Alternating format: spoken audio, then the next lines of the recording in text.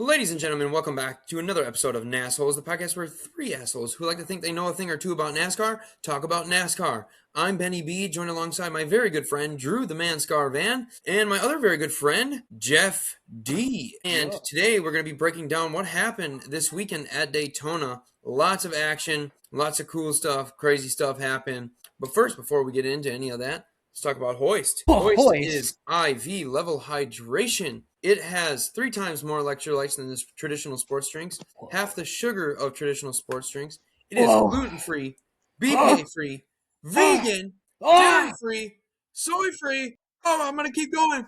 And congratulations to the Jews, because it's also kosher, baby. Nah, you lost me. But anyways, you guys need to check this out. I'm drinking the blue raspberry today. Kind of going out of the norm. Usually have that 5-star punch. I like this one too. Really hydrating me after a long day at work where I was busting ass. And you guys should go get some too. Go to drinkhoist.com. Learn all about it. If you sign up today with your first order, you'll get 10% off. And if you are military or first responder, you will get 10% off as well because they support our military. They are awesome. We trust the science. We blindly trust the science. That's right.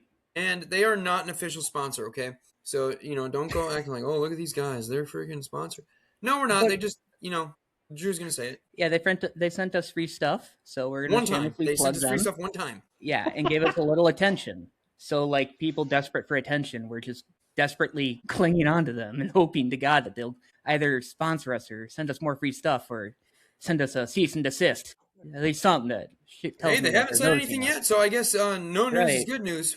That's right, and as some of you may know, they are an official sponsor of RFK Racing, so anytime an RFK driver wins, I will be giving away a free variety pack of Hoist.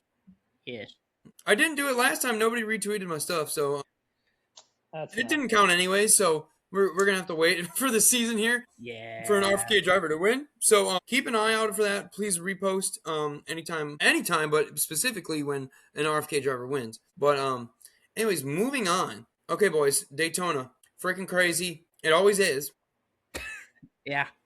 But crazy, we had a lot of new things happen. I don't know where we want to start. We want to start with truck? I mean, there's I know how I want to start. I want to start with how fucking stupid is Natalie Decker. We're going right out the gate with this one. Okay, let's go. Let's talk about it. Let's talk about it. I've never seen a fucking driver. Because that was ridiculous. That was freaking ridiculous. I mean, she had all the time in the world to break. And she just decides, I'm going to plow. I don't remember who said it, but somebody online said she had 3 business days to slow down that car. 3 fucking business days. It was like, she had 3 business days to break, and she chose none of them. She's going to break them the last one. She's going to break them the last half of the business at least days. if it was one business day to break, and she took that one business day to break, none of this would have happened. But yeah, taking an hour from that business day to break in front of herself, we wouldn't be here shitting on her, but she had more than enough time to slow down. I have to laugh, guys, because I saw her post. Apparently, maybe Drew sent this in the chat. She made a post like, nothing like waking up to the sunrise here in Daytona with my family. And somebody commented, did you run right into the railing when you were getting to the balcony, or did you stop before? Dude, she's never gonna live this one down. Dude, the spotter quitting, and then this. It is so astronomically bad. There are times where I'm like, yeah, I'm better than some of these drivers. You know what though? I will say, one of the few times. I will say this. She must be fucking brave because she went to a public appearance the very next day. Well, I would have flat out told her. Oh no, I'm almost positive at least one person had to have at least started saying it before, like some muscly man that simps for her was like, you don't talk to her. You don't talk to my queen like that. Yeah, like that Ryan Truex guy in the comments that was defending her. And I'm like, dude, what a fucking dumbass. It's the fucking, the same thing happened. The same thing happened with all the fucking women drivers. It's the problem because these lonely guys, they go, I got a chance. And then they need to realize they don't. Not a chance in hell. Not a chance. You've got a better chance in hell than you do with Natalie Decker's simps. Yeah, that was Decker's married. Decker's married and has a kid. And you don't even want an OnlyFans for her. Actually, she didn't even do OnlyFans, allegedly. I don't believe it. You know, The other thing too, not that I really have a problem with this per se, but I was kind of shocked. But she straight up just had that photo of her and Burt Kreischer, where she just had her fire suit half down, and I was like, "Damn, her sponsor's cool with that." Like, all right, Probably. I guess so. All right. If they sponsored her, they either got I guess fucking so. duped all the hell, or they full went, yeah, she's hot enough that we're not going to care. Yeah, we don't care. I mean, they I knew they think it were was going the to get latter. camera time. They knew they would get camera time because she was going to wreck. I should have fucking, if I was a betting man, I would have bet on Natalie Decker wrecking. I would bet that every fucking race because she is equally bad. You probably should, man. You make some money, bro. She is the embodiment of daddy's wallet making you like get to certain levels. I mean, like, just because daddy's wallet brings you there doesn't mean you should be there, you know? Like God, man. Like, at some point, when are the teams just going to be like, why? Like, it's not worth the cost. Yeah, like, you have to be losing money whenever you put her in a car. Because, like, okay, I don't know if either of you even know these stats, but, like, how many races has she completed? I'm gonna pull this up right now. Yeah, like, look at her record right now. You might beat me to it. Yeah, well, and hang on, let me take that back.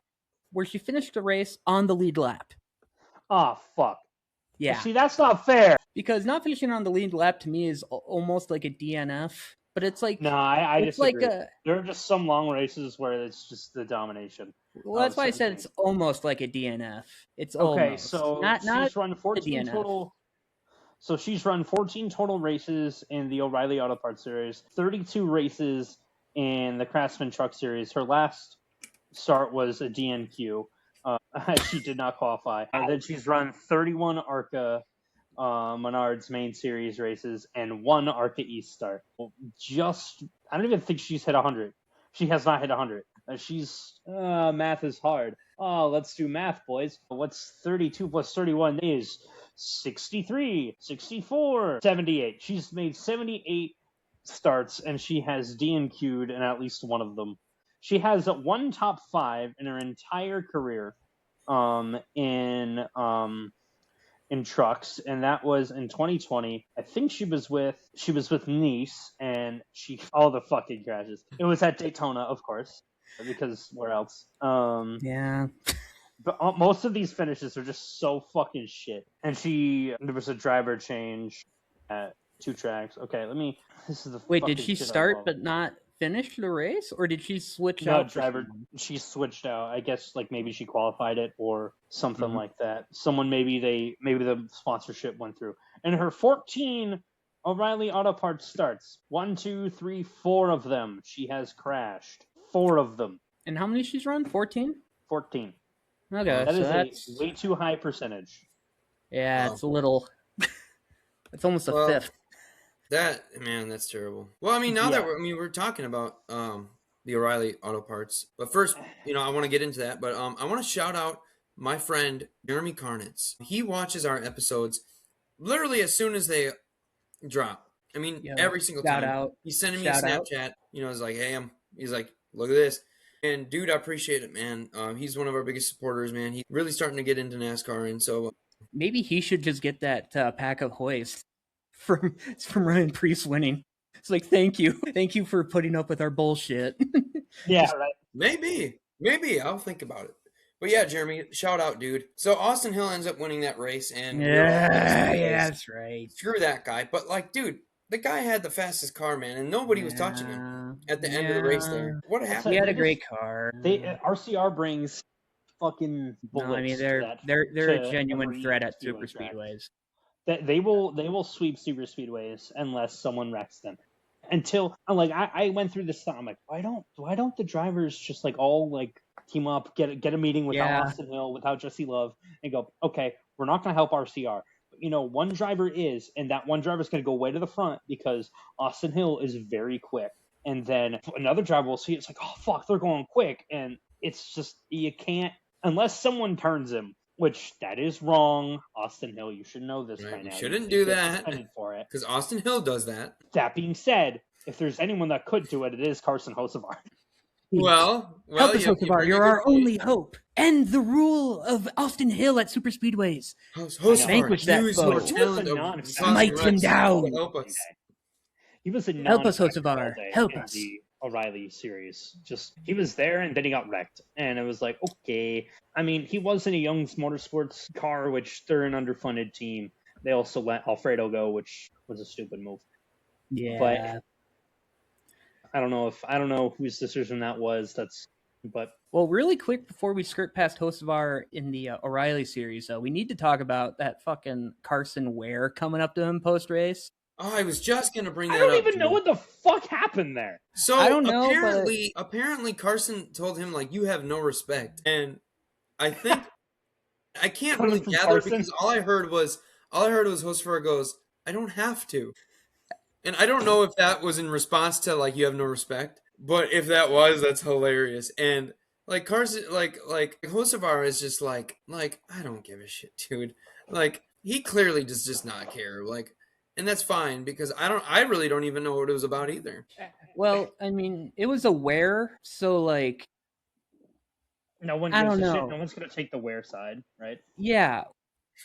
Well, especially too, a lot of people were saying that he also has like DV like charges on him, which I was like, I thought that was Cody Ware that had the domestic. Carson Ware, really? Yeah, Carson Ware too. Yeah, and he also has a face tat, which I was like, bro.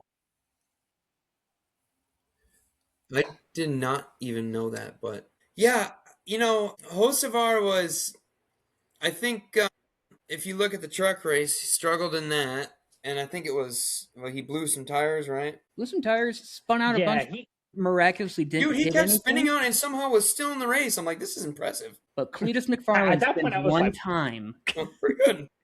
Yeah, it was. Well, yeah. By the fourth one, I was almost like, "Are they just doing? Is he just showing off at this point? Is he just?" Yeah. At that point, I was like, kind of just like, "All right, just either black Dude, flag." Get it? You're really talented. Like... You're really freaking talented. Stop! Like stopping the race now.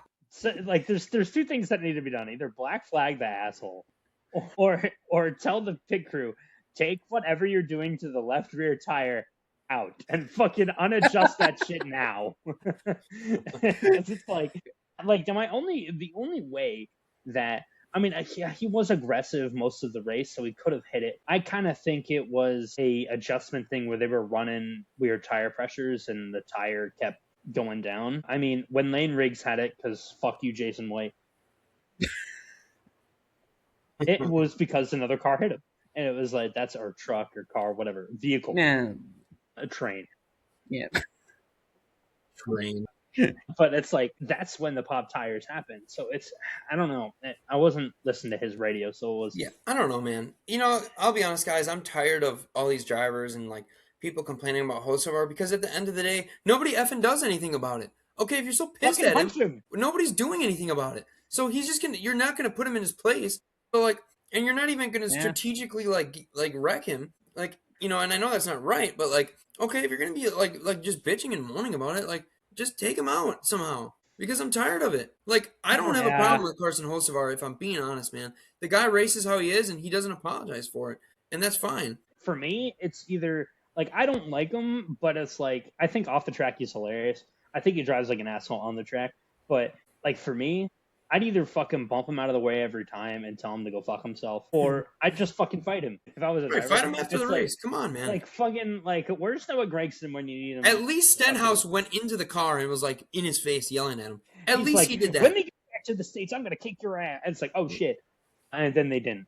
And it sucked. Yeah. Right, so then I was like, okay. Probably NASCAR higher-ups went, you can't do that. That makes us look bad. When it's all we fucking want as fans. We want to see the... Oh, dude, we want the drama, bro. Get out of the sport. I want to see fights. I want to see fights like... Well, I mean, shit, remember the All-Star race a couple years ago when Stenhouse went and punched Busch?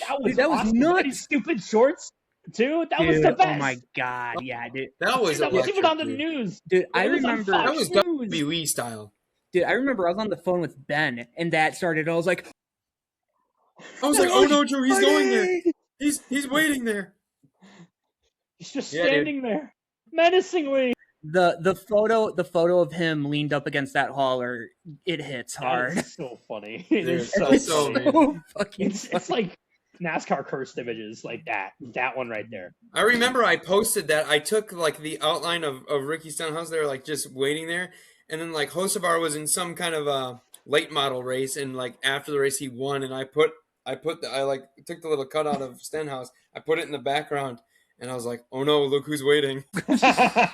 You'd have to dig that one up, but I did post that on NASholes, and that was a while ago. But anyway, Cletus McFarland, man, I feel bad for him. He, 7 laps in, he wrecks himself, and that just sucks for him, especially with trying to honor Biff and all of that. I don't know, and it's funny. He talks about in his interview. He's like he tells about how Hocevar gave him advice. He's like, I don't know if I should really trust him anymore. And then Hocevar said, well, that's not really what I was talking about.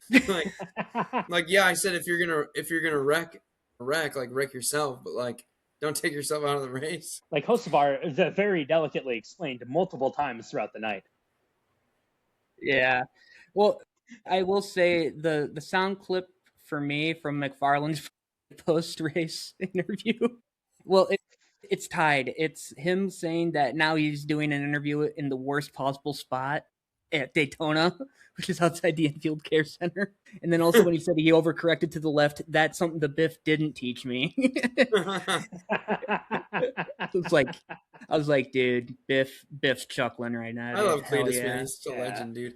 And I hope he gets more shots at it, and I hope he learns from this, and I hope we get to see him be a little bit more competitive. But it's just unfortunate. Yeah, I think we're gonna see more of him in the sport. I mean, I know, like before he's made comments about he's wanting to make the Daytona 500. I don't know if he gets to that level, maybe in a few years, but I do think this isn't going to be the last we see of him for a very long time, especially because of the just the community he has online. I mean, it's a very strong, thriving community, and NASCAR trying to bring them in is really good. So I don't think this is the last we'll see of him, thankfully. No, definitely not. He didn't do poorly in the ARCA race. Like, he didn't do great, but he didn't do poorly. And so it's like, all he needs to do is just start finishing races. If you can put together, if you could just put together a day, that's all you need to do. And, Daytona's a hard track. It's a very difficult track. Right. Yeah, you're just full throttle going left. Sure. But it's like, you got to control the draft. You're so close to a bunch of other cars. It's very difficult. He doesn't have much seat time in there, and so he needs more seat time in any vehicle that is NASCAR sanctioned. Like, he needs to try to piece together. I don't know what his ARCA thing is. I don't know if he's full time or if he's part time. If he's full time, that's great. He needs to take in everything from those.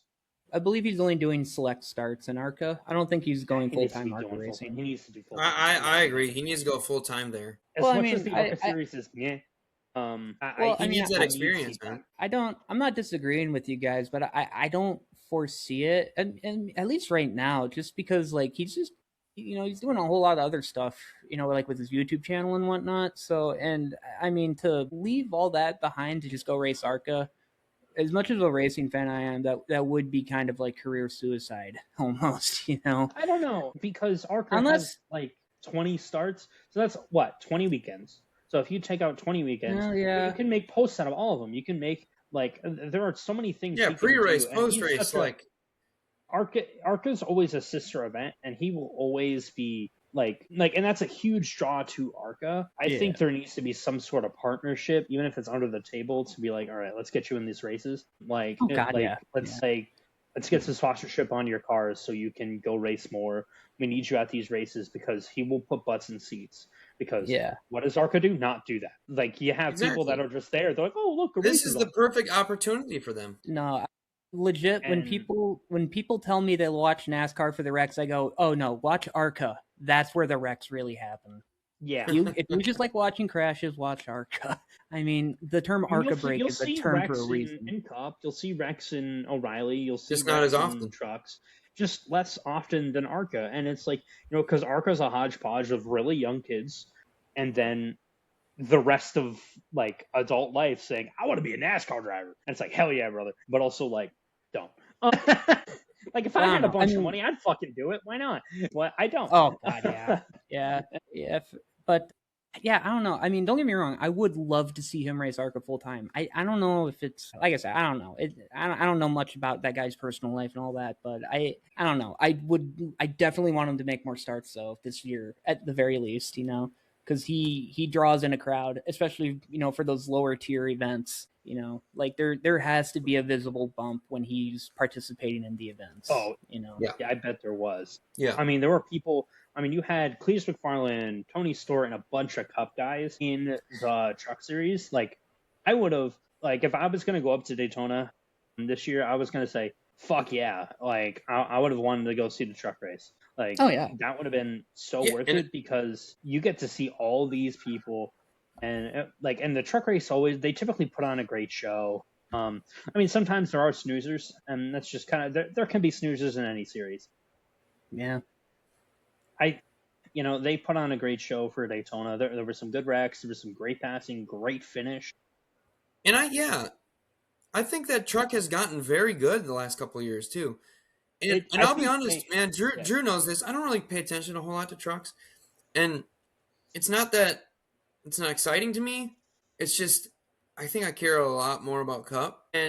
But with the fact that they had McFarland and Tony Stewart and I knew Hocevar and Stenhouse were going to be in it, it was just like I wanted to tune in. And Tony Stewart, I mean, that's another guy. And we can touch on it if you want. But I don't know. Yeah. I guess he just kind of things just didn't work out for him at Daytona. But he sounds kind of like he just wanted the opportunity, and I don't know if he's gonna. He'll never be back. I don't think he'll be back. He'll never run another Cup race. Well, God no. Well, I mean, he'll probably never run an O'Reilly race either. I think his. Is he slated for a certain amount of truck races? Nope. No, I think this was just a one-off. Yeah. Well, and he sounded like he's like, I'm grateful for the opportunity. It just sounded like he was just like, I just wanted to try it. I wanted to just do it. Yeah.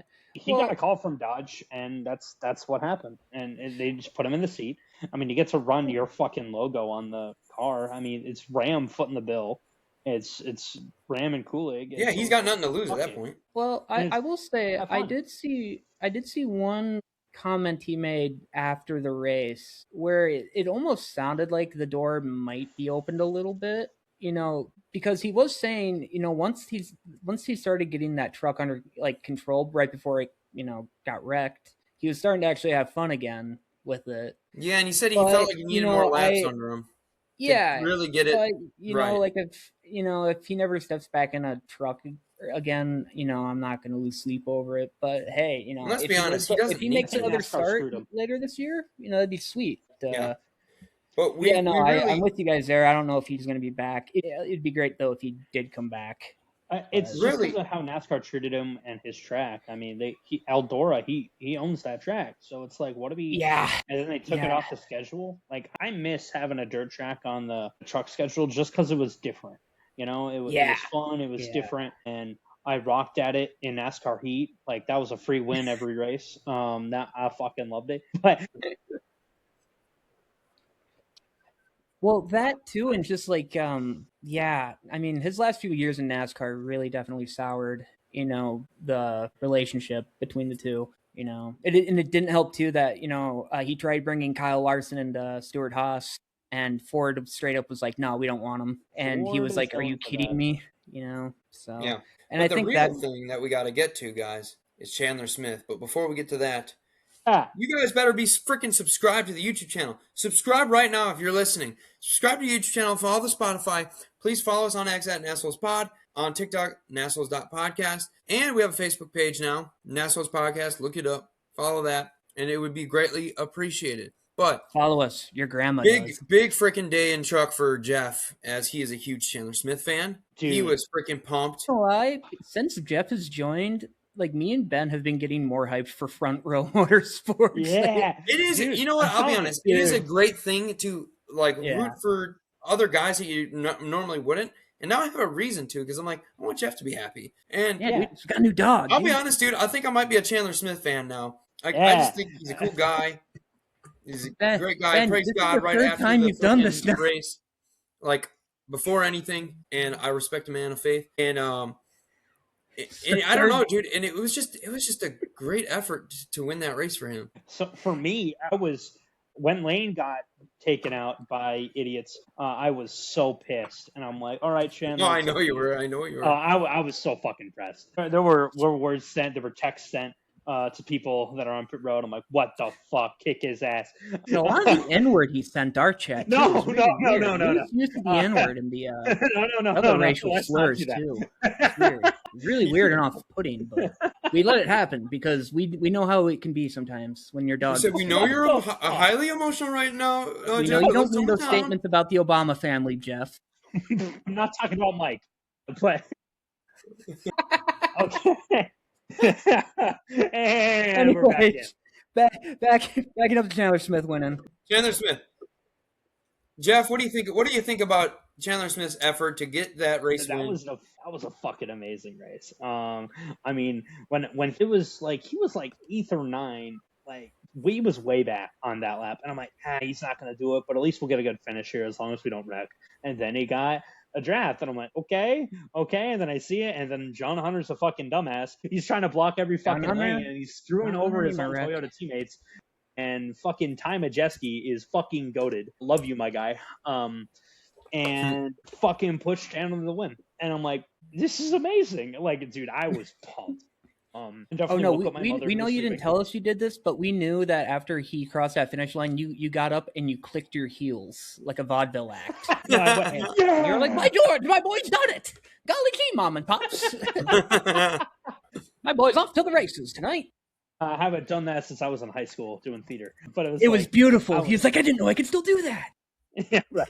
My knees hurt thinking about that. I'm in the hospital recovering right now, actually, as we're speaking. Getting a sponge bath from a hot nurse. It's great. Anyways. I was so over the moon because I didn't think just how the day was going. I was like, I mean, like we got the stage run and I was like, okay, that's fucking dope. And they just came back.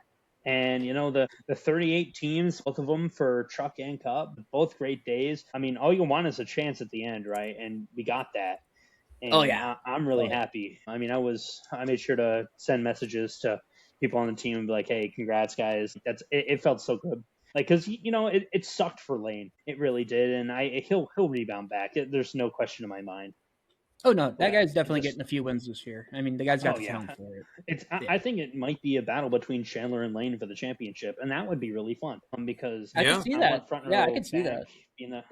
Back in there, because, I mean, Chandler, like, when they signed him, I was like, wait, he was on the radar? Because I didn't, because, well, I mean, I saw him on a rumor thing, and I'm like, because he was rumored for either Cup or Truck, and I'm like, I can see Cup, but I'm like, Zane's right there, and then I knew some stuff with Zane with certain things that I can't disclose with what I know, but it was like, okay, and then Zane got signed, it's like, okay, and I heard that they were thinking about a second truck, and I was like, okay, like, what are we gonna do here? And I didn't know who they were gonna put in it. I was like, maybe it's gonna be a star truck, like they'll just run Long John Silver's loves, stuff like that. And then I hear Lane Riggs to the 34 in trucks. I'm like, okay, and like, isn't that owned by another team? Nope, it's owned by Front Row now, and Chandler Smith's here. And I'm like, okay. I'm like, this is cool. That was a monster signing because I didn't expect them to go out and sign someone of that caliber. I mean, I expected a young rookie that I like barely ever heard of, like Lane Riggs. Like Lane, I didn't really know much about till he drove for Front Row. Then, like, of course, I do my research like any good fan, and look him up. He started a race for Tricon even, so I'm like, oh, that's why I followed him on Twitter. Come on, we love you, David Gilliland. And then they got probably the best driver lineup in trucks, and it's probably the best youth movement in all the series because you have the two teams. You have really they're all under 25. I think Noah might be older, but they're all young as hell. They're all in their early 20s, and that if they can keep them all, or at least 3 of them throughout most of their careers, you're in a really good spot because all of them very high potential in my opinion. I mean, you're not going to be able to keep all of them. That's just going to be how the cookie crumbles there. Ooh, cookies. But I hope they can keep them. I mean, my ideal, I want them to keep Lane Todd as long as possible. Like, I think Zane and Chandler are pretty even on their potential. I don't know about Noah just because of how much bad luck he's had. I can't gauge him. Because it's like the races he's done well, it's like, okay, he's showing it, but it's just you got to be consistent even if shit's thrown your way. And I really want Noah to do well, but he keeps getting involved in other It's not fucking looking like it idiots' will. wrecks. Fucking Casey Meir. It's they got top tens for both of them, so I'm happy with the overall weekend. FRM weekend in review feels fucking great. Yes. I wish Todd had a better finish, and I wish Lane had a better finish, but those will come. Yes. Well, with that, let's get into Cup, man. Cup was insane. Yes. I don't even know where to start. One thing I want to say is I am convinced that SVG, he would have finished top 10 had he not gotten wrecked. I mean, Thank you, host. that guy was up front, and I couldn't even believe it. I mean, Drew, I'm watching this. I'm like, dude, this guy, like, because I've been rooting for him because I like him on the road courses. That's how I came to love him. I just love the way he drives. It's amazing. But to see this kind of improvement over a year on and I know it's a super speedway. I get that, but he was consistently up there the entire race. And I'm pissed that I don't even remember what happened. How he was it the Cody Ware incident that took him out? It might have been. I don't remember. I don't remember. What his but anyways, ending it was. I am so pissed, and I just hope that he can keep that speed. If SVG can keep that speed, I mean, we're gonna see a lot of top tens out of him this year on the ovals. For me, okay, true. I was going to say, yeah, I mean, I definitely think this year we're going to see an uptick on the super speedways. I also think maybe too on our mile and a halves. I'm not recalling right now how well he was doing towards the end of the season on our shorter tracks, but he was getting better. Yeah, he was okay. Was he? Okay, that's what I thought, but I wasn't certain if I was. I think he was like kind of being middle of the pack more so, but it was better than what he had been doing previously. Yeah. Compared to his year in Xfinity and his first year in Cup. Well, the first, I guess, 3/4 of the year in Cup. Like that last quarter, I remember there was an uptick. On ovals, which is great. I don't know if we'll get an oval win out of him this year. I don't know about a win, but I can see a top 5. I definitely see a lot of top 10s potentially. But I don't know. We'll see. We'll see probably in a few weeks here when we're when we hit this is going to sound a little wrong, but the skill based tracks, where your racecraft the regular tracks. Let's say regular. I guess I don't know. And when I say it like that, it makes it almost sound like SVG's not a good driver. But it's I don't know. I'm not trying to allude that he is. It's just compared to everybody else on ovals, he's not as good, but he's getting better, like really quick too. For me, I look at it kind of like how Michael McDowell's like a road course ace, and then he's really good at super speedways. I think there's something innately similar for them, like mentally, or how like their feet have to move something. I don't know what it is. I think there is something to that. There has to be, just with how their brain is wired for that, and I think that gives them a slight advantage. Like you don't think, like you never thought of Michael McDowell as the big super speedway guy until he really got up with front row, and then he started doing that, started getting a lot better.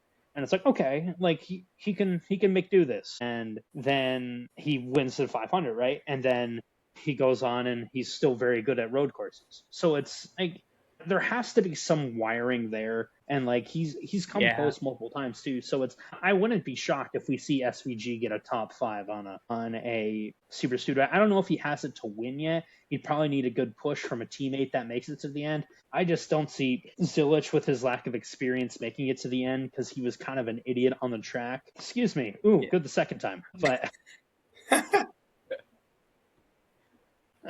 He was just squirrely all day, and there was a lot of wind, and then Chastain it was definitely not ideal for him. Fucking just not. I don't know what a Chastain can win on a super speedway track, no doubt in my mind. But I just don't see Zilich making it to the end of those races this year. I don't know why. That's just the gut feeling. Unless he gets a really stable car under him, I just don't see it. No, I'm with you there. But and too, like I'm kind of giving Zilich a pass as well because it is his first year in Cup, and like he does have those handful of starts in Cup from last year. But going from O'Reilly to Cup is it's a change. It's a jump. Yeah, it's a pretty big jump. Yeah, and so I think I see fans out there just already calling it now that Zilich is going to get a win this year, and look, if he does, awesome. I am not going to be upset by that one bit. I will be over the moon for the dude. I just don't see it. It's his rookie year, and you kind of got to take that rookie year and kind of just get a feel for it, and then that way, the next year, once you got some more experience under your belt, you got a little bit more confidence, maybe you can go out there and start executing a little bit, better, and just kind of chipping away till you get to the point where you're bringing Trackhouse vibes. And I think, the end of this race was unbelievable. And I watched, so let's do what we usually do.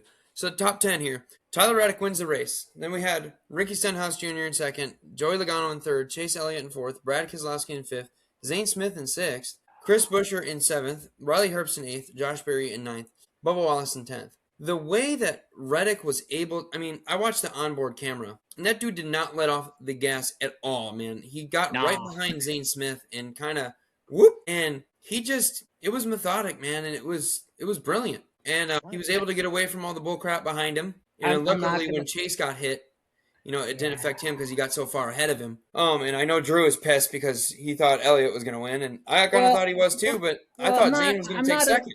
I'm not really upset by it. Elliott still had a good day at the end of it. I'm sure he didn't win, but good points, Dave. I don't know. I don't know. Once, after 5 minutes after Tyler Reddick won, I was like, no, this is a good ending. This is the ending we kind of need, actually. I was happy for him, and especially after a winless year last year, a year where that we were just and like, all the other stuff that was all going the stuff on he had outside to the deal with racetrack, his son, and it's just lawsuit and all that. It's definitely feel the lawsuit winners won all the races. I know, dude. That's like a big middle finger to NASCAR, man. But I know. Wait, yeah, the lawsuit dudes and Richard Childress says that the one that got roped into it. Yeah, I will say that is the only positive from Austin Hill getting the win is the fact that is. I wish it was Jesse Love instead. Oh, dude, don't get me wrong. Jesse Love all day long. The Love Machine is where it's at, and Austin Hill can go take a long walk off a short pier, and then go a little further afterwards. I just think, he's too buoyant. Dude, that big galoot, he's got buoyancy. The people that said about, so if you guys recall at the end of the race, Herbst tries to throw a block on Keselowski, which I just thought was it was either too late or he shouldn't really have done it. And, Keselowski was obviously pissed. But a lot of people are saying that, he did it on purpose so that his teammate could win. And I just don't buy that, man. I think that's total crap. Even if he did, who cares? Well, yeah. It's the first race. It's like he's defending for his teammate, and honestly, we need more teammates like that are willing to put their car on the line and win. Because me as a person, if I have the opportunity, say I'm driving for front row, they put me in the 36 car for whatever reason, and it's not for revenge. They took pity on you. Yeah, they took pity. And Jeff's great. We'll let him live out a dream for 1 weekend. I literally have told Jerry Freeze to his face, I'm like, if you ever need to put the 36 on track to take care of dirty deeds, I got you. Dude, next time you see him, be like, hey, offer still stands. This time, I'm bringing a sponsor. Hoist. Hoist. For IV level hydration. It's 3 times more hydrating than the water. Nah, I want Long John Silver's on my car, damn it. Even though I can't eat there because I'm allergic.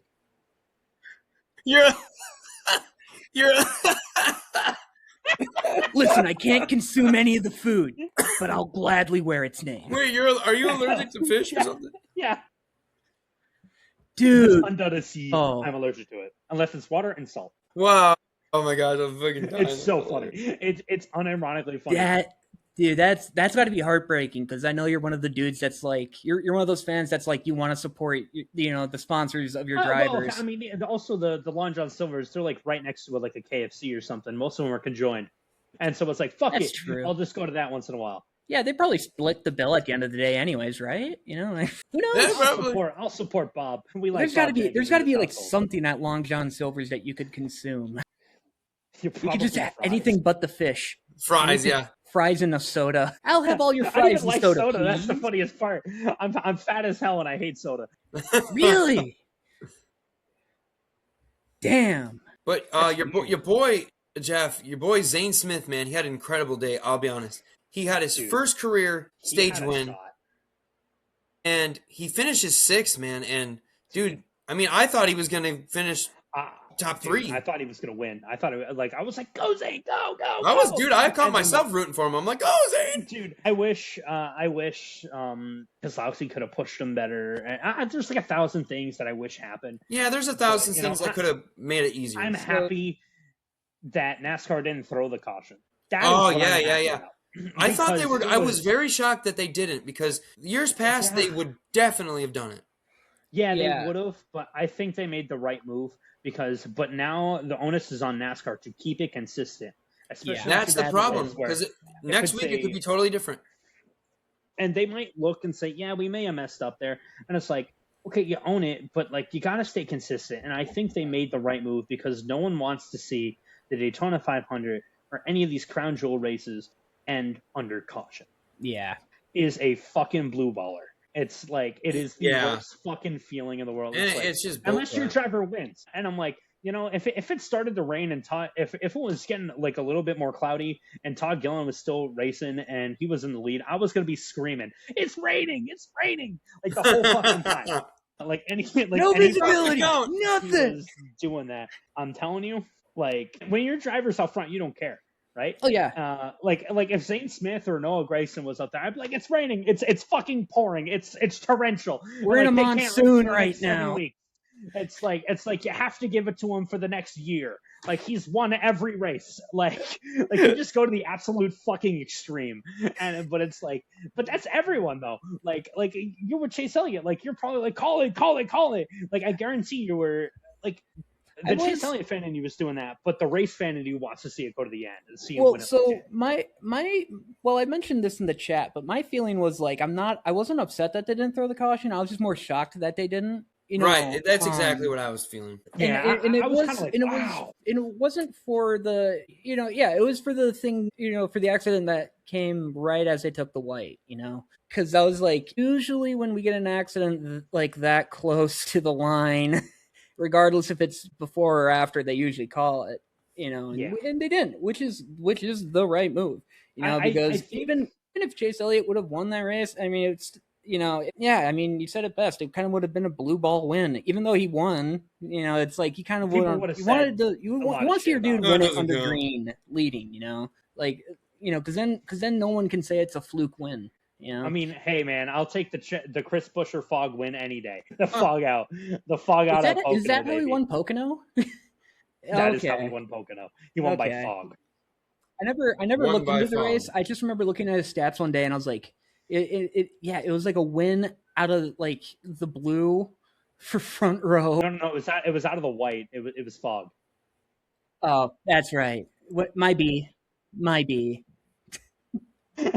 such a out of the white. The white. Anyways. But all things considered, guys, I was like, damn, you won Pocono randomly? Tight.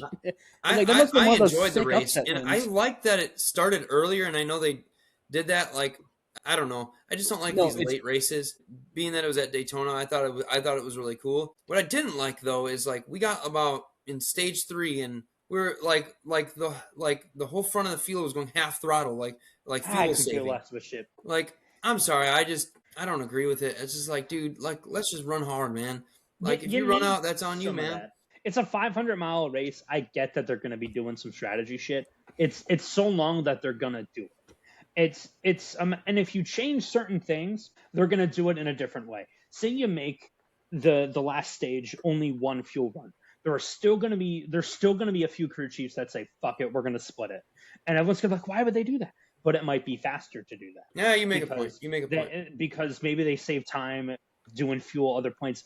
It's all, unless we give them large enough fuel tanks that last them over half the race, we're not going to, like, and that's just like, the cars would look disgusting. You're going to have fuel saving. And it's only, like, I didn't like that it was a Toyota lockout, but that's really cool for Toyota. And, like, you gotta, like, I look at it from the point of the brands. Like, I look at it, like, how are the sponsors feeling? If I'm a sponsor from a little bit further back, you're just happier on the TV screen, right? If you're one of the 3 Toyota sponsors, Robinhood, and then the other 2, you're just like, this is fucking awesome. And it's like you're getting tons of TV time, and it's like I guess you're right. Segment. And that was really cool. And it's Xfinity, and you get that type of stuff that's cool. And then they eventually did have to kick it up. I mean, but then you get like the radio chatter. They get to talk about different things. They get to talk about different drivers that are up front, which I kind of like. And the Daytona 500, you can talk about a lot of those other stories. You can talk about stuff that happened in the off season. It gives them a chance to do other things. Yeah, it's fuel saving sucks, but I think if they didn't tell us the lap times and the mile per hour, I don't think anyone would have known. And That's kind of true.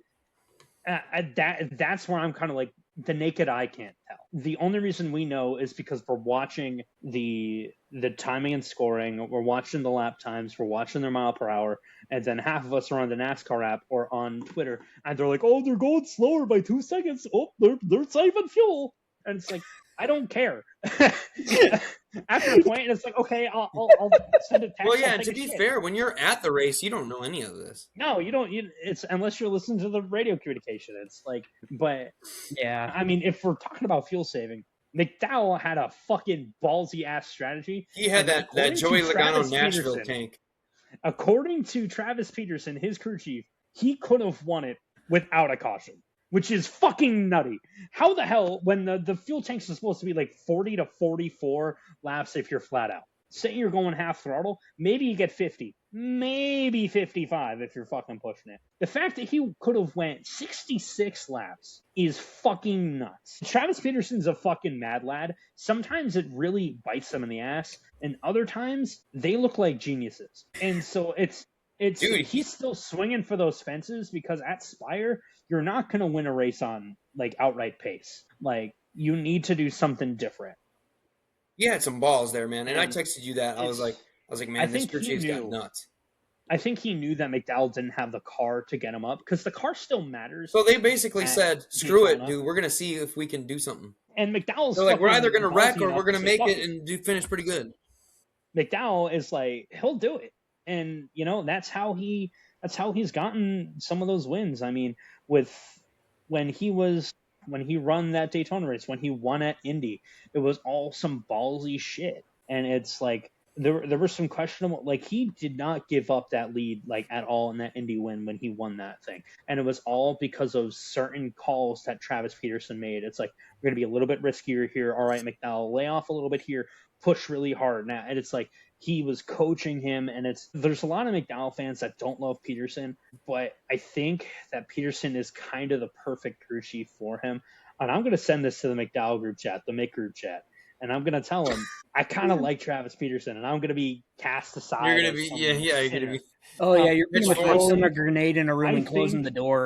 He is actually really good, and you know what? I might eat my words, and he might make some stupid decisions later in the year. But if he can get him in the right spots, where if the dominoes fall right, he can win, I think that's the perfect thing. I think, because you're not going to... Hocevar has the idiocy to go up there, and I hate to call it, but like, he's aggressive enough to do it. McDowell needs that person that will put him in that position where McDowell, he can close it out if he doesn't get too big for his britches, because he's done that a few times. Yeah. Because he'll run his equipment really hard. And sometimes look at Texas. Yeah. And it's like, sometimes the light shines bright and then something happens. It's a split second miscue, and it happens. It's unfortunate, but that's something that if Travis can get that in, he'll put him in those great spots. It's just about making it to the end. And if you make it to the end and you're in those spots, McDowell can do it, I think. Yeah. Dude, how about freaking, I can't remember which wreck it was, whatever one where Briscoe went into the infield and Austin Dillon's doing everything to avoid the crash and ends up becoming a heat-seeking missile and hits Briscoe, who's like the furthest away from everything, and ends up just T-boning him. All right, Natalie Decker, calm down. Yeah, I was just about to say, It's like, yo, dude, is Austin Dillon really Austin Decker? For only putting a camera on him and not the entire fucking wreck, just Austin Dillon, like, the whole time. I was like, show the other cars, and I'm like, because I saw like McDowell. Yeah, dude, I'll be honest, I didn't know what even really happened like, besides that. And that's what annoys me with Fox is, and I love that they fixed the cartoon. There's no more of the cartoon driver. And they didn't do any full screen commercials during green, which God send. Thank you. You guys notice how terrible they were with the stand? Oh yeah, they were awful.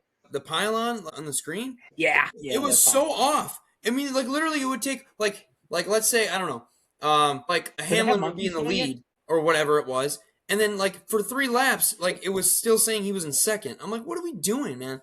It was just so slow, and I hate that. I don't even remember what this was for, but it was for something pre-race or whatever, and they were going over. I don't remember if it was past winners or maybe past champions of the sport or whatever. But I remember seeing that they put a driver's name up and they fucking like didn't spell the last name right. I'm blanking on the driver's name right now, but I can see it like clear in my head, like the graphic, and it's just misspelled. But heaven forbid me actually fucking putting the name to it. That makes sense. But... No, but the broadcast was pretty good. I mean, for Fox, it was pretty good. But like Jeff said, Fox, it's like there were certain moments where you're just like, what is this camera angle? Like, what are we focusing on? NASCAR, you want to get better fans? Fucking kick out Fox. Let's put the whole season on Prime. Let's go.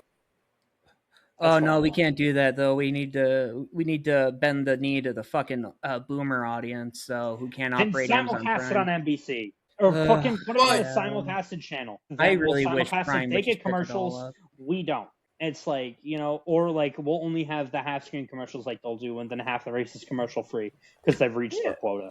And it's like, you know what? I don't know what you'd have to do to buy out the portions. I don't know how much that would cost, but at this point, NASCAR needs to be like, we'll fucking foot half of it because the quality is so much better. And Fox did not do, like, for Fox standards, that was an A. For broadcast standards, that was a C+. Like, for NASCAR broadcast standards, that was a C+. For Fox, it was an A. Their truck race was an F. That was fucking horrendous. I'm sorry, Jamie Little is the worst fucking commentator in the world, and their camera work was awful. I love seeing 3 pixels of a truck on my flat screen TV. It's like, why are we so far away? And then like my dad tweets that they're too far away. Then they get this close to the fucking car, and it's like, no, not that. It's like you overcorrected. One somewhere in the middle. Yeah. Well, somewhere in the middle. Yeah. So, I mean, all I want. Fun fact, guys: Josh Berry was the only driver the entire weekend at Daytona to not have been involved in a wreck. Really? What? The only That's fucking nuts. Nothing? Yes. Didn't even run over debris? How the fuck does a man pull that off? I'm not saying that to be like, I don't even fucking remember him more in the just race. like that's insane that It he is went impressive, all man. But weekend. yeah, I just thought I'd throw that fun fact out. Where did he finish? He finished in 9th. Bro, I didn't even know he was on the track. I guess It was a quiet day. The only thing I noticed is when he pushed Gregson to the pit because he ran a I forgot about that. Yeah. I forgot about that. So fucking I was like, funny. oh, how nice of him. It's Dude, like, Blue oh, Ovals helping Blue Ovals. But yeah, overall, guys, I thought it was an awesome race, man. I don't know if you guys want to highlight anything else. Go ahead. Well, no. Well, I do just want to, shine a spotlight on on Reddick getting that win. It's big for the team, big for him. It's big for the sport too. Michael Jordan. Okay, on my phone earlier, it has been nothing but Michael Jordan wins Daytona 500. Michael Jordan wins Daytona 500. That's Michael Jordan wins Daytona 500. Now, that's not 100% accurate, but, it's also coming from sites that never talk NASCAR, which is awesome. And the more new people we get talking about the sport, now people are like, oh, Michael Jordan owns a team. This is cool. Let me check it out. Yeah, for real. It's cool. He's got to be bringing in some fans, just like diehard MJ fans, just that are ride or die him, whatever he's doing. Well, and I'll tell you a good sign for this is I've seen so much about the attendance at Daytona over the weekend. I saw somebody tweet like, my parents have been going to every Daytona 500 since 2020, and they said this is the biggest turnout that they've ever seen. Just insane the amount of people like pre-race and everything. And so I really think people are starting to catch on here with NASCAR. I don't remember who posted it. I think it was Racing Renegades on Facebook, but somebody posted a photo of the grandstands full, and then it was like an arrow to one empty seat. And it was like, an empty seat, dying forward. I was like, just taking a shit. Yeah. I was like, yeah, I fucking love it. I love this guy. Yeah. So it was a good turnout. I love our shithead fans out there, man. I think it was a good tone setter for this year. It really was, and there should be good things to come for the rest of the year. But if you guys want to highlight anything else from the race that we didn't mention, go ahead. Wasn't the Cup race, but it was the O'Reilly race. The fucking dudes that were all shirtless waving Oh their yeah, fucking dude, the shirts. Oh That my was frat gosh, boys. there was like Dude, 60 of them. dude, that was amazing. I loved it. That was amazing. We need They to did get it in an Cup audience. too, I think. We need to get an audience like that. We need to start shilling out the frat boys and just being like, yo guys, we'll give you free t-shirts. All we need you to do is just take them off and wave them around violently. Whoa! Yeah. Throw this fucking muscle man. Whoa! Yeah. My mom. Yeah, just send a bunch of dumb frat boys out with NASholes merch. Just have them Hell make yeah, bro. assholes of themselves. Man. We'll pay someone to get a big chest tattoo of NASCARs. Oh Right on my their gosh. We're going to have to pay quite a bit. Wait, Jeff, hang on. Funny video idea. What if, as a prank to Todd Gilliland, we get you a temporary tattoo of his face on the middle of your chest, and then we send Ben with you to record it? So funny story. So I was on pit lane, and PR guy got us passes to go see it. We're with him before the race at Homestead, and this guy comes up. He's in decent shape. Todd's wife is there, and part of his crew's there. PR guy, my father, and I were like the only people there. And the guy goes, "Hey Todd, can you sign my chest?" Todd was like, "Dude, really?" And then my fucking my father goes, "Todd, you should sign it nipple to nipple."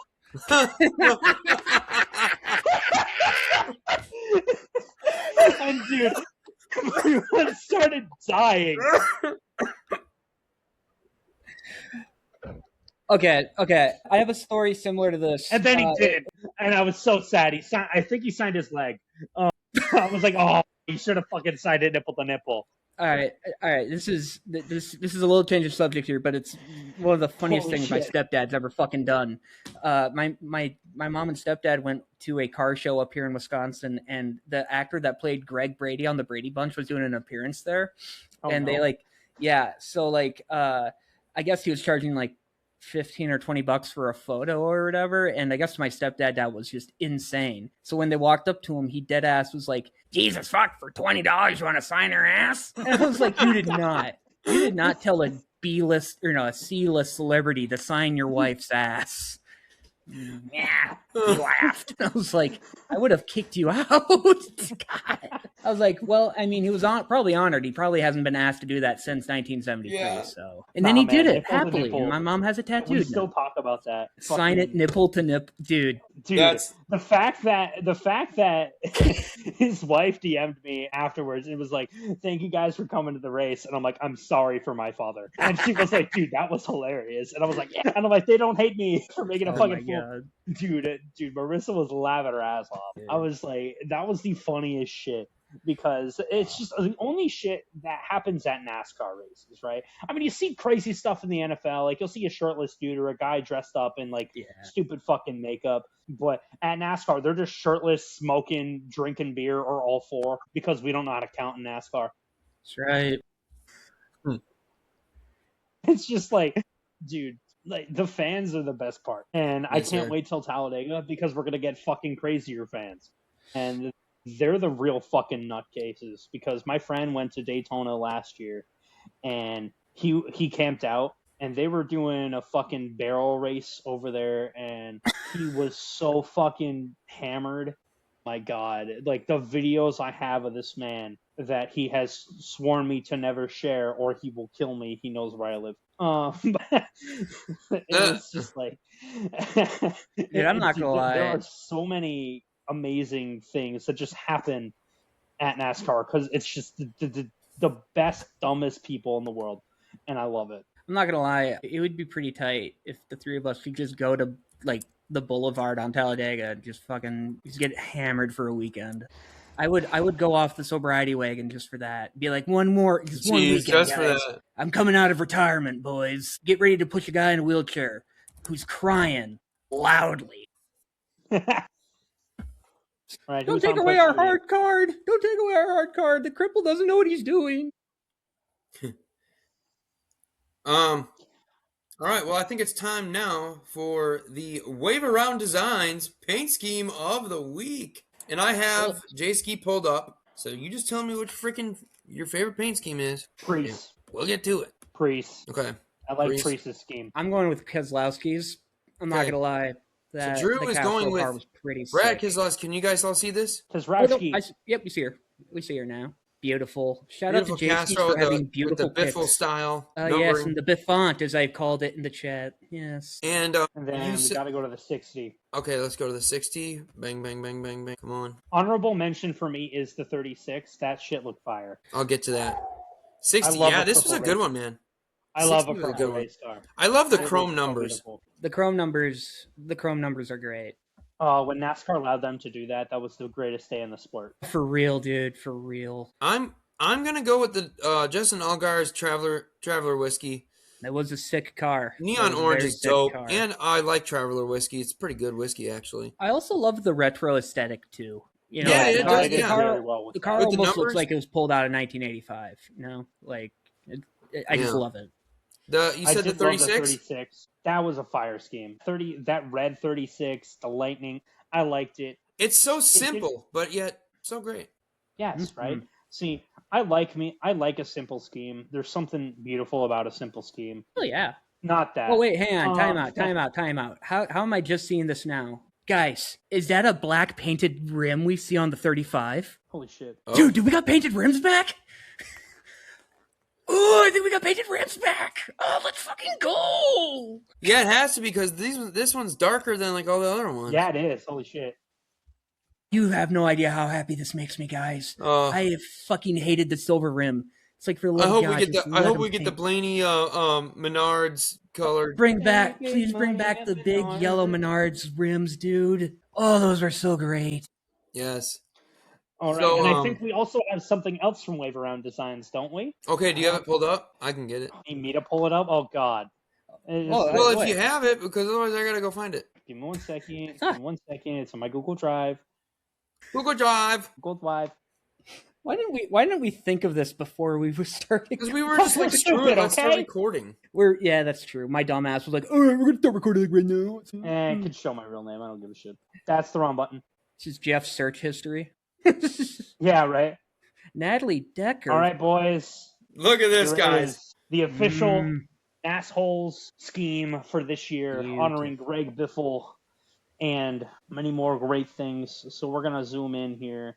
Yeah, let's show them around, We got- Jeff. Show everybody. We got 3 assholes right there. Here we go. There it reloads. Thank you, Internet. And we're officially not actually sponsored by Hoist. Just beautiful. We got 3 assholes. I love this. My favorite part is the lettering on the back of the spoiler. Yeah. Not an actual sponsor. And it has like an arrow pointing. Yeah, like zoom Yeah. into that, dude. Not That's actual about as far sponsor. as I Voice can Ivy go. level hydration. That's beautiful, man. And then you you have know, the Wave Around Spotify and the Designs, YouTube, which you guys better be Enhance. following and subscribing. Enhance. It's about as far as I can go, boys. No. But it's a beautiful Ford Mustang. Now we will be posting this to our socials as well, correct? So that Yes, we way will. our gaggle of fans can go and get a really good up close personal look at it. Yes, shout out Wave Around Designs. Yeah, Ah, you're the Follow him fucking on man, X dude. at We Wave love you. Around DSGNS, correct? And yeah. on Instagram at Wave Around Designs, he makes incredible stuff, man. I mean, as you can see what he just did right there. Straight fire, and that's not because he had Genuinely- stick flames on the car. Like, I gave him very little direction besides what these 2 people said. He knocked it out of the Went- park, man. Dude, seriously, this was like They're gonna above and want it beyond to what be I a thought it was Ford, going to be. and they want a lot of flames, preferably with the logo of our thing. And then Right, he then made you just extra told him a couple logos. things here and there, and he put it together. I'm Yeah, very like impressed. I'm very happy. we didn't even tell him to throw like hoist or anything on there. Like good gas, Oh, I good did. grass or ass. Oh, you did? Oh, okay. I told him. Well, the only thing I told him was put not actually sponsored because Oh, okay. that was Okay. the best part. And dude, he That was was the making best part. logos. He was making fucking credential logos like the good grass, ass grass. Like, dude, when he sent that to me, I was like, no fucking way. Yeah, dude. And Dude, he seriously like went above and beyond with it. Like I cannot thank you enough, man. Like this is super fucking cool of you. Dude, Thanks for us. It makes me proud Especially of this for podcast, two man. retards that Yeah, you I already just was met proud of the through your friend podcast, Jeff. but this is Yeah. something that makes me just like I'm proud to show it off, and it's just a good thing for us, you know. And Oh, yeah. so, Oh yeah. thank you so much. And so yeah, now it's Yeah, time. seriously. Go for- buy his stuff, guys. Go spend money on him. He works really hard and he does great stuff. commission this man because you are gonna get great shit. Yeah, you're only going to Yes. get the best. Good second As time. you've seen here. Now it's time for the segment that I've been freaking waiting for, boys. Oh, man. Is it good grass or is it ass grass? I'm going to tell you right now, it's good. We got some facts here, brothers. Is it? Is it really good? Is it? Okay, so I actually Now- have the facts this time. Normally I don't because I'm an idiot and I'm not an idiot when it comes to this kind of stuff, but I That's just, right. I don't always look it up or I can't find it. So, as you have seen, I'm going to share the screen. It might be easier just to explain this. Here we go. Share. Okay. So, you guys seen the Daytona infield. Beautiful with the Beautiful as jets and always. stars. Now, this is what's cool about it, guys. They use two different types of seed. They use annual ryegrass, which is the dark green that you see with the stars and everything. And then they use a three-way perennial ryegrass for the rest of it. Actually, no, the dark green is the three-way perennial rye. So what's cool about it is when they make these stars, they actually have to seed it in that shape. And then, so it'll actually just take that shape, and then, they mow it and all Wait. that So stuff. they actually plant the grass like that? Yeah, so you would actually have to plant the grass in the wow! star I shape did not like know that. I did not know that. Yeah. I always so thought it cool. was like I always thought it was something weird, like maybe like the darker grass was a little bit taller and the lighter grass was a little bit shorter. I don't know. It's I different also grass, bro. I don't know. The grass I'm most well versed in is the type I smokes.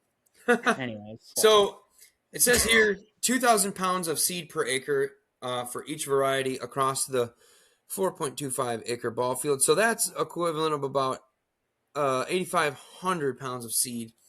Yeah, dude, it turned out really good. And my only complaint is, I'm going to stop sharing here.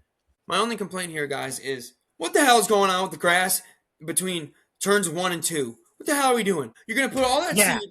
You're going to put that shitload of seed over there on the infield. But then 1 and 2 is he's just right. dormant Bermuda with POA and weeds growing out of it. Like, come on, man. Like, we could have had some stripes, man. And next year, I'm expecting better. I'm expecting better next year. But with all that being said, guys, this gets a good grass rating of, and this is because of turns 1 and 2. It's not going to be a 5. We're going to give it a 4.45. Okay. And I will say this. I noticed that over the weekend, the grass got worse, and I don't know why that is. I wonder if they just weren't watering it or what happened, Florida. but people... Oh, hang on, Ben. I think I know what it was. All the fucking cars that skid through it. Oh, yeah, like basically Lewis McFarland taking his splitter and using it as a side cutter. Yeah. McFarland went in there and was like, yo, I'm taking some of this grass home with me. What? I want one of them. No, I mean, I noticed that like it started to turn brown a little bit. I don't know why that was, but 340 trillion seeds. That to me that's an unfathomable amount of seed. Yeah, for real. It's unbelievable. For real. I was trying to like visualize what that would look like, and I can't even fucking comprehend it. It looks like what the Daytona infield does. That's 300. Jeez, you're telling me that you could fill Daytona up with the amount of seed they put in the grass? Shit, yeah, just insane, dude. That's some good grass right there. But yeah, next year they better freaking figure it out. Get your shit together. That really just annoyed the hell out of me. Are we ready for the better segment? I'm sorry. Oh, dude, I don't know how we can top good grass or ass grass. Oh, yeah. We need to get good this segment, and then we will get to our updated prediction standings, and we will get right into our predictions for Atlanta. So, introducing the NASholes Asshole of the Week. Woo! All right, boys. I have the list on my phone, and I will read through them. Are we going to vote or what? Will these be in no particular order, or will they be going from least asshole to biggest asshole? This is the order that I wrote them down, and we are going to debate on who is the biggest asshole, the second biggest asshole, and the third biggest asshole. Oh, okay. Fair enough. Okay. So mini ass, mid ass. I love this, dude. This is my favorite segment now. Just freeball that. All right, so you all knew this one was coming. Jason White and his stupid white number 2 truck. We're doing a Kevin LePage and screwing Lane Riggs. Fucking ass. Kevin LePage gets me every fucking time. Oh no, dude! I had fun writing these. Some of them I just fucking wrote like, this. Alex Bowman for not breaking. What are you, Natalie fucking Decker? Fucking like Decker does not make it on this list because she's just a dumbass. She's not an Yeah. asshole. That car was already wrecked. She's just an idiot. I think she might be on the short bus. So she gets I wouldn't trust her driving the short bus. It's that scary. God, Jeff. God. Letting the inmates run the asylum. All right. Justin Allgaier, the number 40. Yeah. His bad block, but he did accept accountability, so that does take a little bit away from it. Yeah, Okay. I was Mini very ass. happy that he owned When up to he it. did that, I was like, okay, I will add this addendum. That probably saves him from being the asshole of the week, but we will see. Ty Gibbs on number 54. I don't like him. And then not break Oh it. yeah, that's nothing new with this show. Yeah, when Jeff sent the list, he's like, did not break, and I don't like him. Yeah. Yeah. Like, yeah, no, he didn't break. He ruined Todd Gilliland's day. What a fucking bitch. Like, if you ruin my guy's day, I'm gonna put you on the list. And He's on the list. As an asshole. You sound like me getting pissed off at Cendric 2 years ago for inadvertently dumping Chastain. He will I hated him get for on 2 this weeks. list this year. I No, hated that guy for 2 weeks. I love him to death. But I was like, you Austin Hill. motherfucker. I don't like him. Oh, you don't? Nah. No, I just don't like him. He's just here because I don't like him. He will probably be on this list every week. There you go. Yeah, okay. There's nothing wrong with that. No, we all have drivers we just hate for no reason. So Casey Mears and the number 66, channeling his inner Natalie Decker and slamming Noah Gregson because he doesn't know how to fucking brake. no, he knows how to brake with the Arca I don't know if he brakes. does. I don't know Cody if he Ware's does. Well, trust me, I'm getting there. And then Cody Ware, we all know why.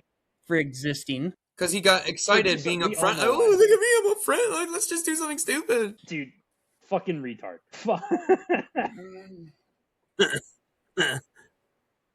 Fox camera work. That's why Fox. Just their camera work and full screen commercials during green flag trucks and the cup duels. Unacceptable. Do better. That is asshole worthy. Fuck you. And then Riley Herbst on the number 35, wrecking the field at the Checkers. That being said, I don't really give a shit. I put that on there because that was a suggestion, and I always take those suggestions. Is there any others that we should add to the list? Can we just have Austin Hill for being Austin Hill? Yeah, he's already on there. Can we? It's Yeah, just let's give call it it- the Over the Hill Award, where we're just over Austin Hill's shit and what he did this week to win the Over the Hill Award. All right. Is there anyone that I should take off the list so we can narrow it down? Well, I think Riley Herbst, we should take him off there because I think at the end of the day, he was was a mistake. looking out for his teammate. Yep, And I I agree. I don't know if the wreck was intentional or not. I don't think so, but I don't know. I just think I don't know. I And think a lot Allgaier, of take Allgaier out there. He did take Yeah, I'm thinking the responsibility. same thing on that one. yeah, Allgaier as well. Yeah. He's a really hard guy to get pissed off at and stay pissed off at. He just seems so you know, likable. I agree there. So now that leaves us with Jason White and his dumbass, Bowman, Ty Gibbs, Austin Hill, because I don't like him, Casey Mears, and Cody Ware. Well, I think I'm just going to speak for the show right now and just say we're probably going to put Austin Hill at the top of the list. He's just going to be... Like, this week, he doesn't even deserve it. Dude, Fuck him. Austin Hill could go out of his way So he's to big do ass? some awesome shit for charity. Is he big He could go out- ass? Austin Hill could have a story about how he rushed into a burning building and saved a family of kittens or whatever, and didn't I'd do it still be fast like, enough. dude, fuck you. I see. I don't want to put him at big ass this week because I feel like there are bigger assholes than Austin Hill, which is tough because of how fat he is. I can say that I am fat. He can say it because he's fat. I'm not going to continue what my thoughts are going because we would actually get canceled. Okay, well, let's decide. How about we just start with mini ass? I think- the mini asshole of the week. I think mini ass is Austin Hill just to put him on the list to make sure everyone's happy. All He right. still gets a point. Yeah, I'll settle for Little Congratulations ass, to Austin Hill. All right, mid ass. Mid ass, I don't know. For me, it's between fucking Cody Ware, Ty Gibbs, and Bowman. I think Ware. Yeah, I'm gonna go Yeah. with Ware. Yeah, I was thinking think the same Ware thing. would probably be the better one. Yeah. All right, my bias is going to show on who I think Big Ass should be. Are you gonna be Jason White? I think it's gonna be Jason White because that dude fucking ruined Lane Riggs' race. That guy's a fucking bitch. You know what? Jason White, I'm sorry if you listen to this, which You you know probably what? won't. You know no what? way Jeff's you're getting making real an hour fired up 23 over it. minutes. I'm gonna say Jason White's. We're gonna settle it. Yep, I'm gonna Yeah, go with it. yeah. Big ass. We'll give him that. Hey, Big that ass, was our first- I will make a points for this later. 3 points for big ass, 2 points for mid ass, and 1 point for. I appreciate how you flipped us off. I at the like how one. you did that. I was like, appreciate wait, that a I lot. can be funny. All right, so we're There gonna you have a whole go. standings throughout the year, guys, and basically Jeff's gonna add it up, and if a guy or a girl, for that matter, shows up on the list, they'll Jeffrey get will probably points, and we'll show see up on the who's the list. champion, who's the biggest NASholes asshole of the year. And So so assholes. NASCAR Jeff will nearly be made keep it. an eye on it. NASCAR nearly made it for how they treated Alfredo, but I forgot to put it on there, and I wasn't going to add him on later. But they were following the rules. I do think the rule is stupid, but that is what it is. So, odd suggestion, but what if, as a gag, at the end of the season, whoever we crown as that, we just make up a T-shirt that says the NASholes Asshole Champion, and then we mail it to him? That's fucking Oh, why nuts. not, dude? That's genius. Yeah. I would prefer to not be the one mailing it. Oh no, we're gonna make Ben do it. We're gonna make damn Ben it. do it. This is how we get banned from all NASCAR tracks. It's going to be hilarious. That's how Ben gets banned from all NASCAR tracks. And me and you are. Don't you put this on me, Ricky Bobby. If you put this on me. Anyhow, all right, let's get to our prediction standings here. So, after Daytona, I am leading with 56 points. Drew has 27 points, and Jeff has 15. Yeah! So, to I'm recap winning who golf. we picked, I picked... I'm winning in golf rules, baby. Yeah, that's right. Golf rules, bitches. Drew picked Ryan Preece, and Jeff picked Todd Gilliland. Now, I think we decided right, the last goes first, and then kind of like reverse. Yeah. I'm picking Todd again, baby. Are you actually? Yeah, because there's no way he wrecks twice in a row, and if he does, I will jump off my roof. But you think he'll win? I do. I mean, his Atlanta track record is pretty decent. He's always shown good speed there. If he can make it to the end, he'll at least have a good points day. And that's kind of what I need. I'm hoping he does well. I want him to have a good day. Okay. I think Zane would be my backup pick, but I don't. The odds of making it to the end of 2 super speedway races in a row is slim, and that's my only reason. Because if say Todd did really well yesterday, I probably would have picked Zane. And I don't know. Noah is just way too I can't gauge Noah yet. Yeah. For front row. Like I'm gonna pick a front row car most likely every super speedway race just because it feels right. I want. Well, hey, I you want got a that good to be chance good at it, story. though. You know. Yeah, I mean, yeah. And then there is 39 entries, but Mears just dipped. Thank God. That's a great thing for the field. So there'll be 38 cars in on Sunday. All right, Drew, who you got? Well, so it is a super speedway, so the whole fuck. I don't know. I'm trying to just pick Elliott and get it over with. No. I think I'm gonna go with Busher this weekend. Busher. Okay. Yeah. That's a good choice. Yeah. It is a good choice. And you know what? I debated taking Logano maybe, but I'm not going to. I'm going to go with Hocevar, man. He really showed some speed at Daytona. Yeah, and he has some good finishes at Atlanta. Like a lot of top 5s, top 10s, or whatever. So I'll take my chances with that. And yeah, we'll see. We'll see who. Hopefully, I'd love to see Jeff. One, I'd love to see Todd Gilliland win. That would be really cool for Jeff. Dude, but also, then Jeff would really I'd be go up in the standings a lot. Yeah, you know what? If I am doing Pride picks and I still finish last, I'm okay with that. I will always pick Pride over being right. Fuck it. And if I'm right and I'm prideful, that's double wins, baby. I mean, it would be one thing if I was like Pride picking like Chase Elliott or fucking Kyle Larson. I'm like, no, that's fucking stupid. Like, there's no pride in picking. There's no pride in picking someone that drives for Hendrick Motorsports. They should fucking win every week. Yeah. Well, it's almost expected. Jeff, I just want you to pick competitively. I want this thing, to kind of balance out throughout the season. So trust me, if I'm still in last on road courses, I'm picking SVG. Fuck you. It's kind of just assumed. It's kind of just assumed whoever's picking first the week before the super speed or not super speedway road course. You better hope you're going to last before Coda. Yeah. If I'm not, that's awesome. Then I'm picking the cowl, baby. There you go. All right, well, boys, that's been another great episode of NASHoles. Again, guys, please subscribe. Hit that subscribe button right freaking now. Follow us on Spotify. Give us the 5-star review. On X at NASHoles Pod. On TikTok, NASHoles.podcast. Got that Facebook page. Go type it in, NASHoles Podcast. Very easy to find. You see our beautiful logo on our beautiful Ford Mustang car. Yeah, we will talk to you guys after Atlanta. And as always, be like Biff. Be like Biff.